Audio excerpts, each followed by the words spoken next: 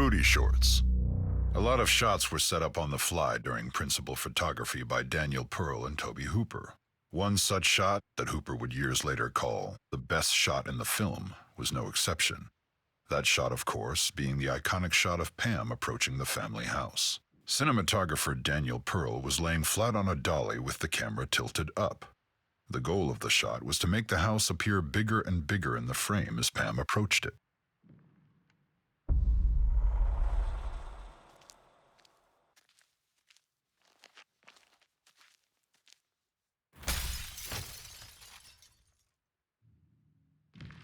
Escape hatch. When Sally, Marilyn Burns, escapes by jumping out the window, the glass was actually breakaway sugar glass, made by Bob Burns and Mary Church. In fact, Mary did the stunt of jumping out the window. A mattress and some empty boxes were placed outside the window for her to land on, but setting up the shot took a long time. With the humidity of the Texas summer, the breakaway glass began to dissolve. When I went through it, I was like a glass woman because now I had little particles stuck all over me because the stuff was wet, Mary said. If they'd waited probably another 45 minutes, I don't know if there'd been any glass in those windows.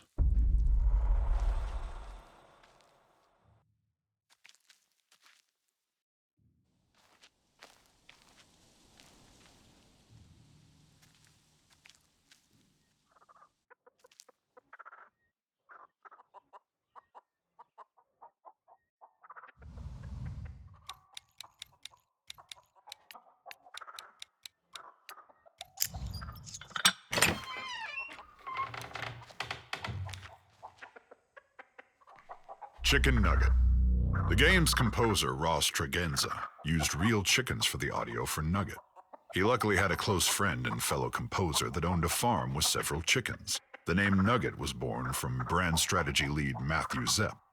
The name is a nod to the longtime nickname of his nephew.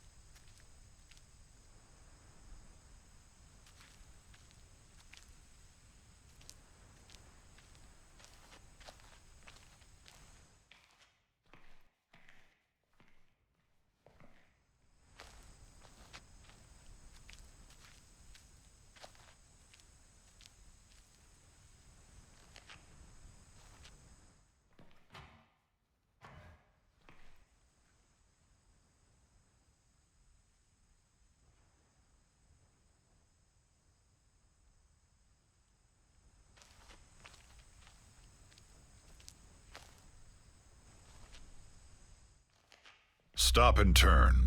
Gunnar Hansen's stop and turn move was an accident. The boots that Gunnar Hansen wore had 3-inch lifts to make him taller, though because of this, if he didn't stop suddenly and then turn, he would lose his balance and fall. The weight of the chainsaw also impacted his movements due to its sheer weight. So after falling on the first take, Gunnar stopped, turned, and one of Leatherface's signature moves was born. Kim Henkel would call it the keystone move. The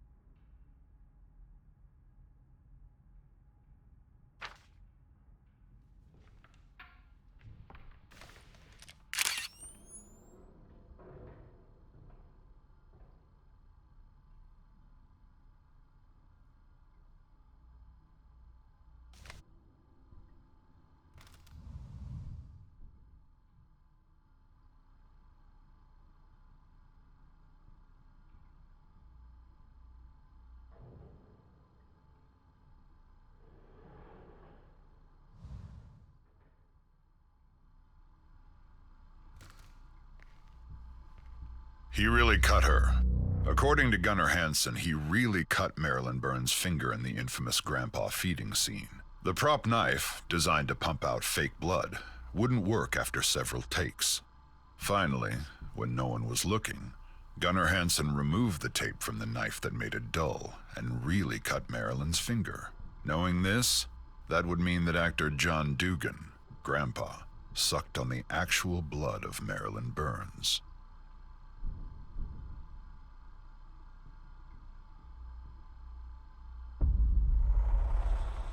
Kim and Toby before Texas. Kim Henkel and Toby Hooper met during the filming of Hooper's 1969 film Eggshells. 4 years later, they would go on to create the production company Vortex Inc. and co-create the Texas Chainsaw Massacre. Another Texas Chainsaw actor was also part of the Eggshells cast. Alan Danziger, better known as Jerry to Chainsaw fans, co-starred in the earlier film.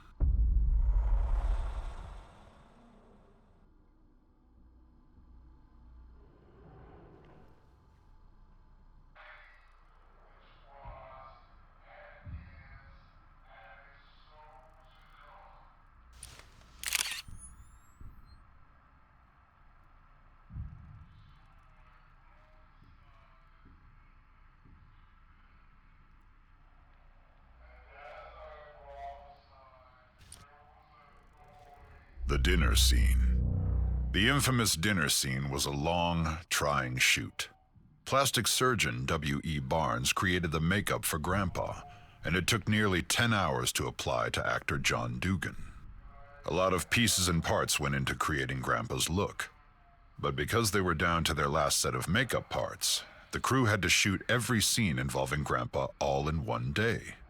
The grueling shoot was one of the hottest days of the production, with temperatures over 100 degrees. The set windows were blacked out with black plastic in a house filled with cameras and lights that reached as high as 120 degrees inside. Because of the extreme heat on set, the food at the dinner table started to rot. The smell on set was ghastly for the entire cast and crew. All of the bones on the set were real, and combined with the lights that made them burn, released an unbearable smell. The combination of the stench with the extreme heat made a lot of the crew sick, and they'd take frequent trips outside to throw up. In the end, the brutal set brought a real rawness to the film. The shoot in total lasted nearly 32 hours for some of the crew.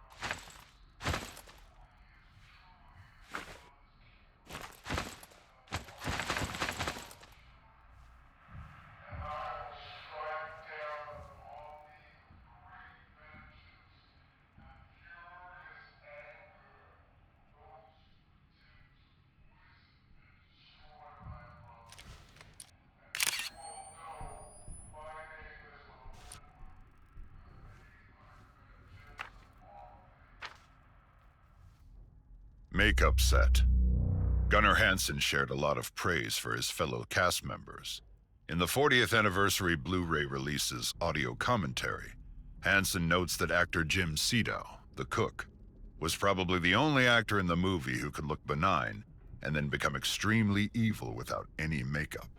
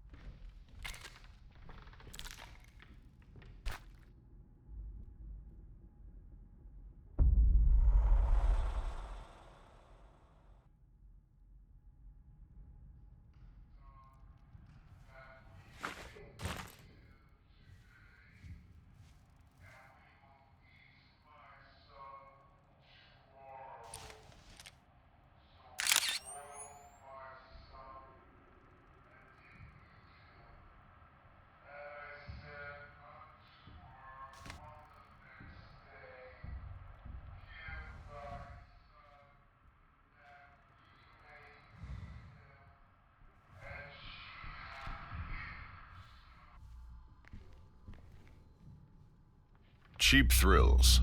Screenwriter Kim Henkel has said that one of the reasons he and Tobe Hooper wanted to make a horror film was their limited budget. If you have relatively little money, what are your possibilities?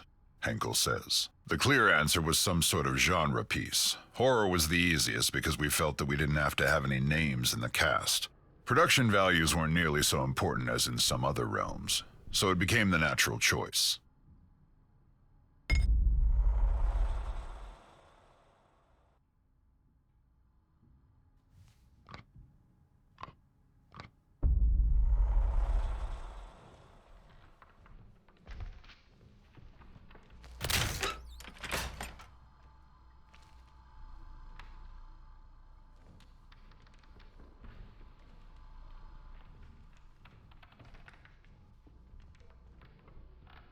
Possible titles. The Texas Chainsaw Massacre wasn't the first or even second title of the film.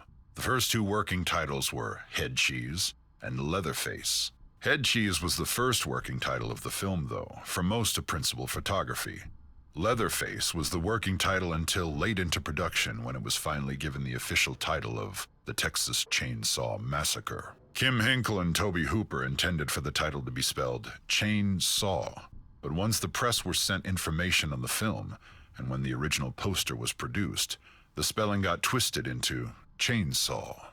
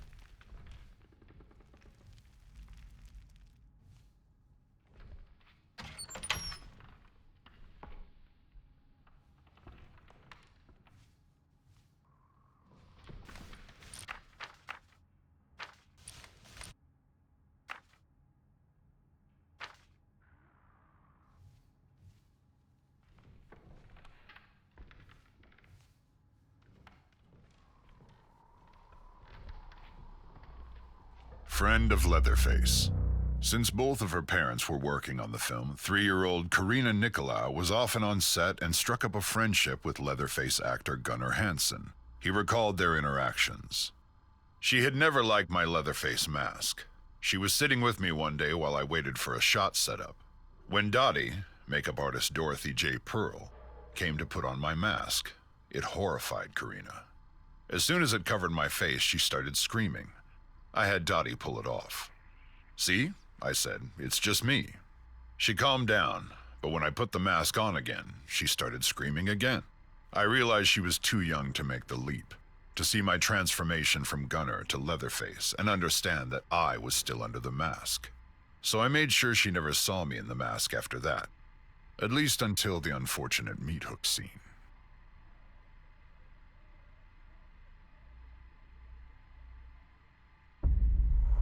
Ashtray.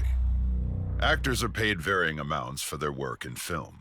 For his voiceover in the opening monologue of the film, John Larroquette was paid with a single joint.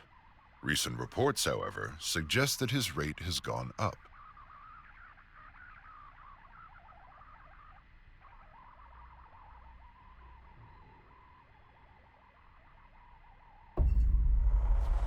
Preparing for the role.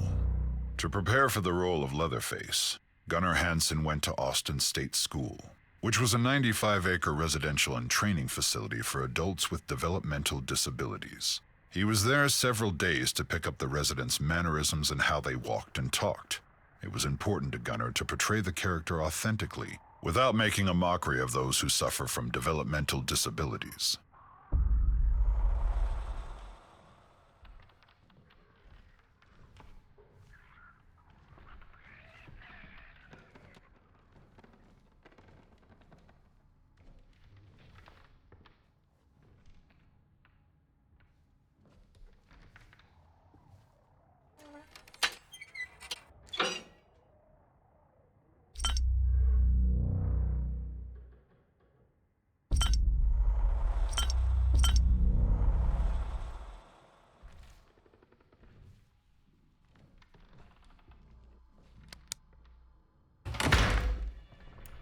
box office success.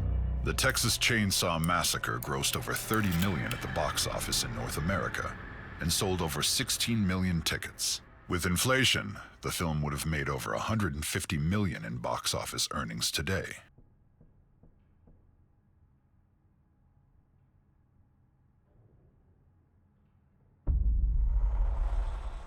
Spring of '73.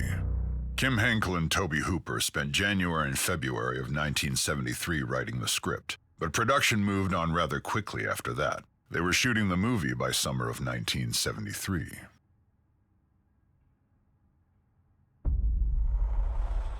Production manager Ron Bozeman would go on to work on another film that featured cannibalism. In 1992, he won an Academy Award as a producer for The Silence of the Lambs.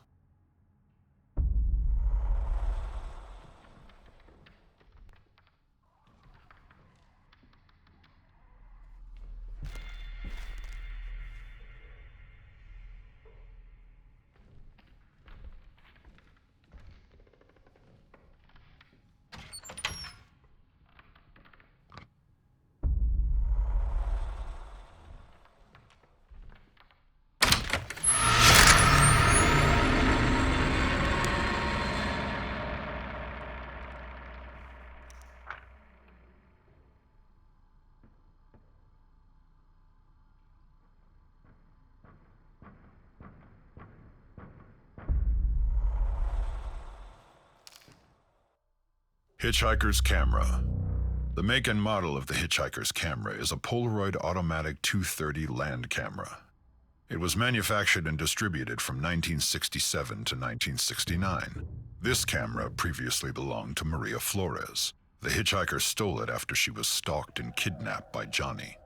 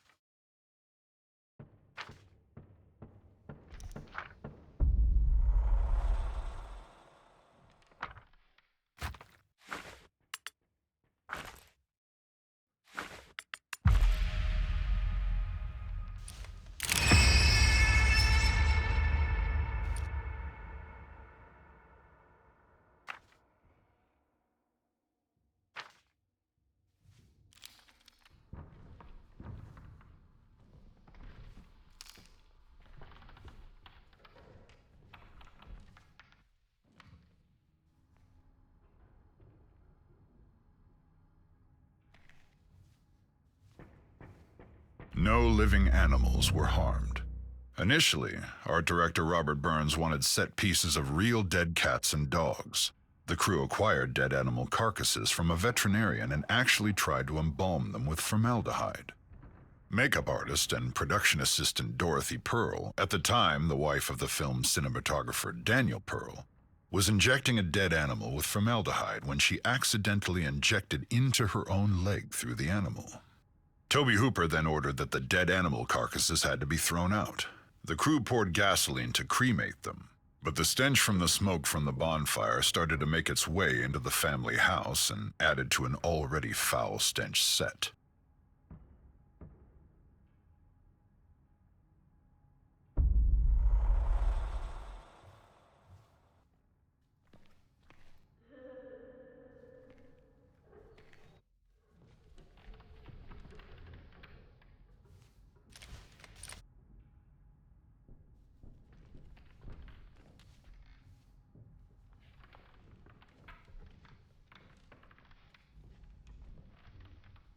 Hitchhiker's pocket knife.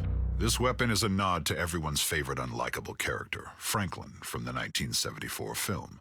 According to creative director Ronnie Hobbs and designer Rob Fox, they knew the likelihood of Franklin ever appearing in the video game was slim to none, so this was their way of including him as a small Easter egg. Sissy's straight razor. After Kim Henkel and creative director Ronnie Hobbs finished designing Sissy's look and backstory, the only question left was what type of weapon would she carry. According to Kim's secret catalog of character concepts, he always envisioned Sissy wielding some type of straight razor, a small, portable weapon that could stay hidden until just the right time. It's petite and deadly, just like Sissy. It fit her personality perfectly. So even though the hitchhiker carries it in the original 1974 film, it did in fact previously belong to Sissy. As far as what happened to her, or where Sissy is during the 1974 film, well, that's a story for another time.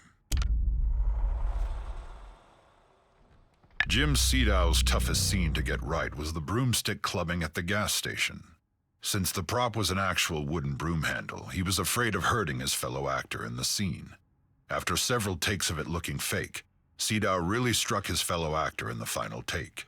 It was an exhausting shoot for everyone, but Marilyn Burns had it as bad as anyone on set. She did several takes of diving through the doorway of the gas station, and each time she would land knee first on the hard concrete floor, so many times that the floor tore up and severely bruised her knees.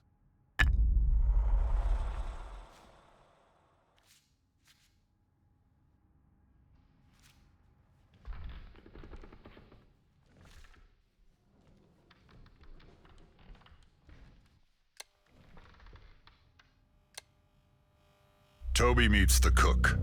Director Toby Hooper offered the part of the old man, the cook, to Jim Sedow after they worked together in the 1971 film The Wind Splitter. They were both a part of the cast in said film. Hooper and Sedow weren't the only Texas Chainsaw Massacre alumni to work on The Wind Splitter. Ron Bozeman was the key grip, Kim Henkel was credited as the grip, and Sally Richardson was the assistant director.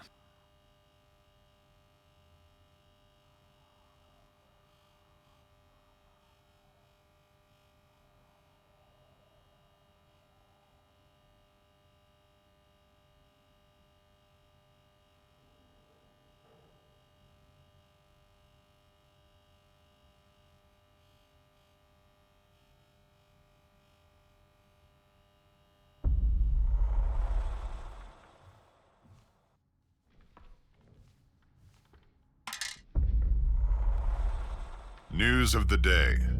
Toby Hooper wanted to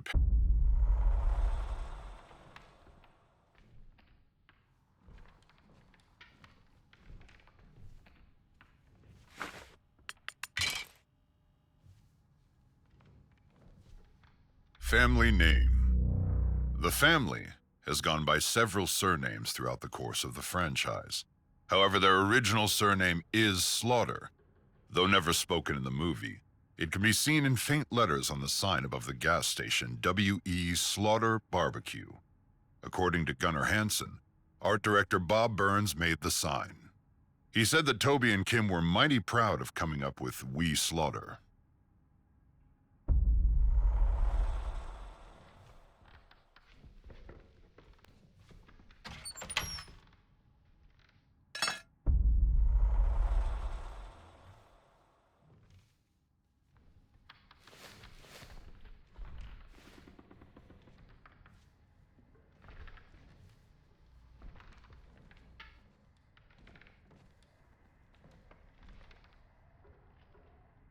The Apprehension Engine. Gun Interactive's own Wes Keltner led the direction of music for the Texas Chainsaw Massacre game. One day, Wes was at home brainstorming, and in the background he had 2015's The Witch playing. He wasn't watching the film, but was more listening to it.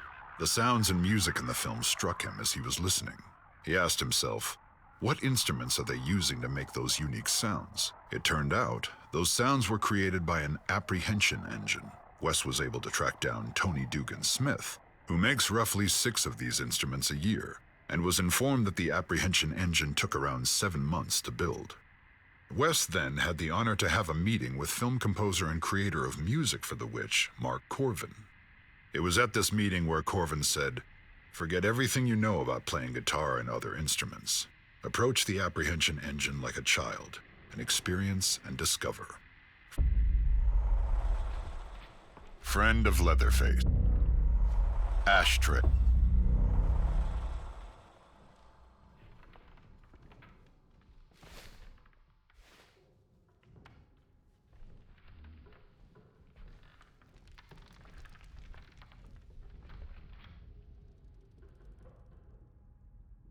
Makeup set.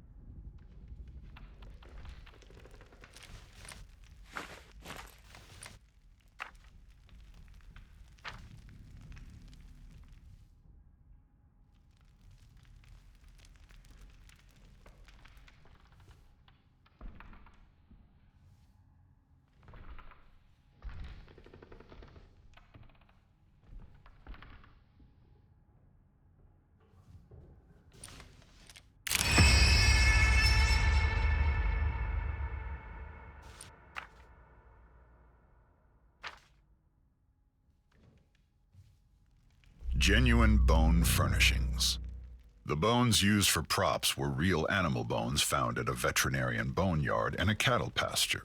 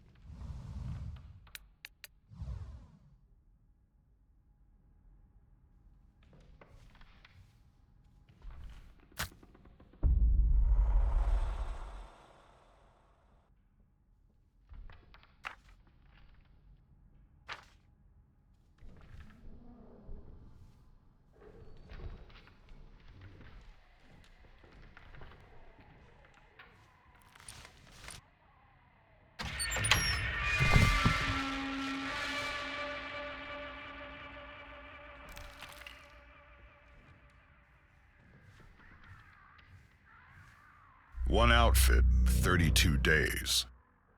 Actors only had one set of their wardrobe. The actors had to wear the same clothing for the entire 32-day shoot, 12 to 16 hours a day, 7 days a week. For fear of fading,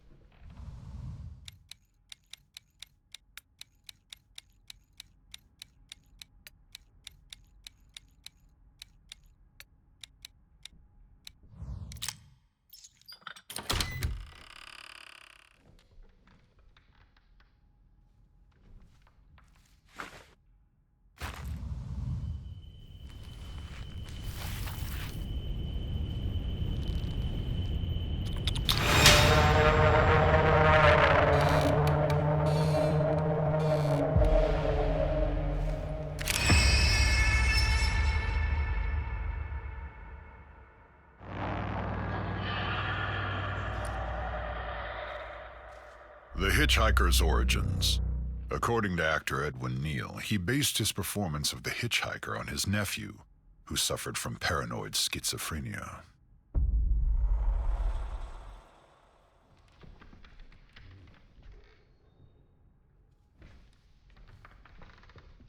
Grandma's rocking chair. The remains of the mummified grandma, or even any mention of grandma, was not in the original script. Art director Bob Burns added her into the set to show that there were women in the family's history.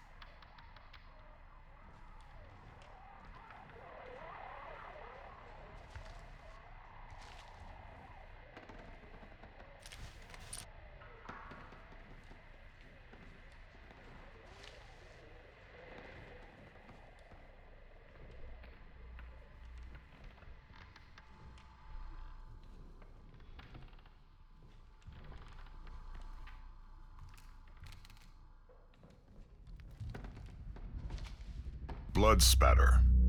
One of the reasons that blood and gore are limited in the film is because Tobe Hooper and Kim Henkel felt that fear and intensity were more important. According to screenwriter Kim Henkel, he and Tobe Hooper reached out to the MPAA to discuss the guidelines to avoid getting slapped with an X rating. Apparently, the investors of the film were terrified that the film would get an X rating, so all these thoughts were front of mind during production.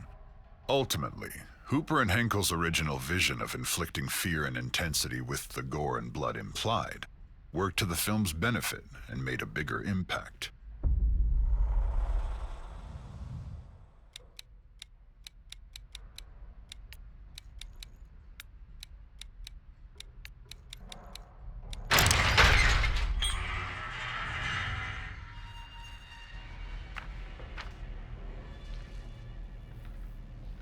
Skin. The practical effects of Leatherface's skin mask proved a difficult challenge for Bob Burns, the art director for the film. Mary Church, who had multiple responsibilities on the original film, including continuity and stunt coordination, noted that Bob spent weeks trying to come up with just homemade varieties of stuff that sort of looked like dried skin. I remember him being concerned about expression, or not being able to do expression, and that there probably needed to be other expressions maybe on the face.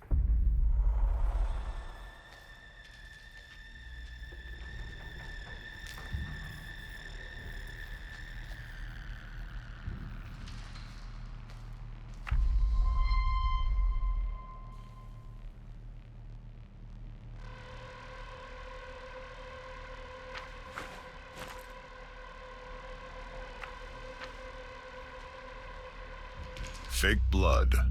The blood splatter effect on Leatherface's apron during the Franklin death scene required corn syrup, food coloring, and a lot of spitting.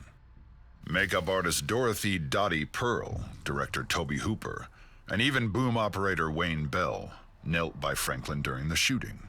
As Leatherface slashed, the three took mouthfuls of blood and spit it at him. "For me, this was just a delight," said Bell. "I care nothing about horror movies, but this was pretty playful."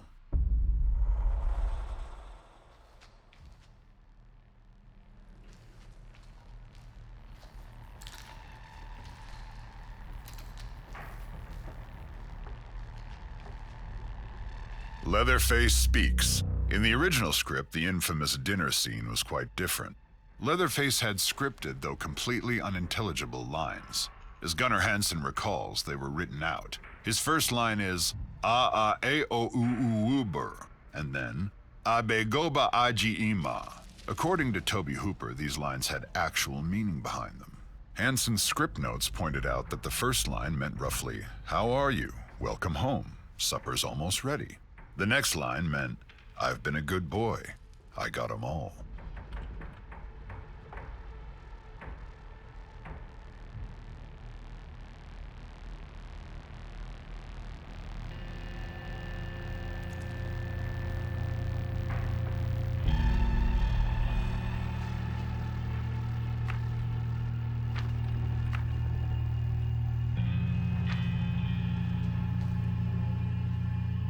Tobe Hooper found novel ways to introduce drama into his picture. According to lead Marilyn Burns, Sally, Hooper would gossip around the set to create animosity between her and Paul Partain, who played Franklin. Tobe would come up and tell me that Paul said something about me. Then Tobe was going to Paul saying Marilyn said something about you, getting us really upset with each other. So we're doing this scene that didn't require any acting at all. I was ready to kill him.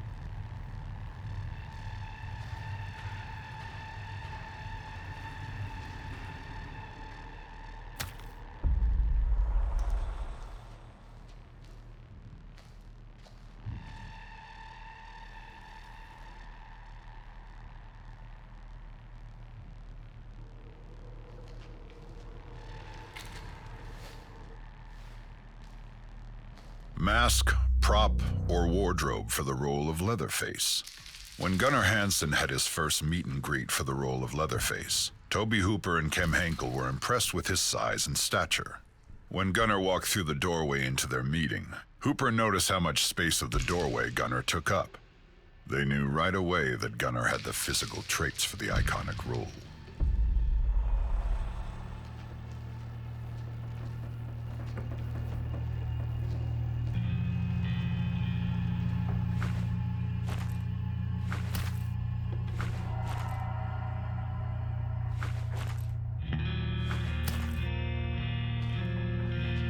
Leatherface masks. The Leatherface masks would become iconic, but they were hard to see through. Gunnar Hansen explained, "The masks had one unfortunate feature. Their eye holes were small. They fit snugly, but not around my eyes. And the further the eye holes were from my face, the less I could see. It was like looking down a long tube. I could see only what was directly in front of me."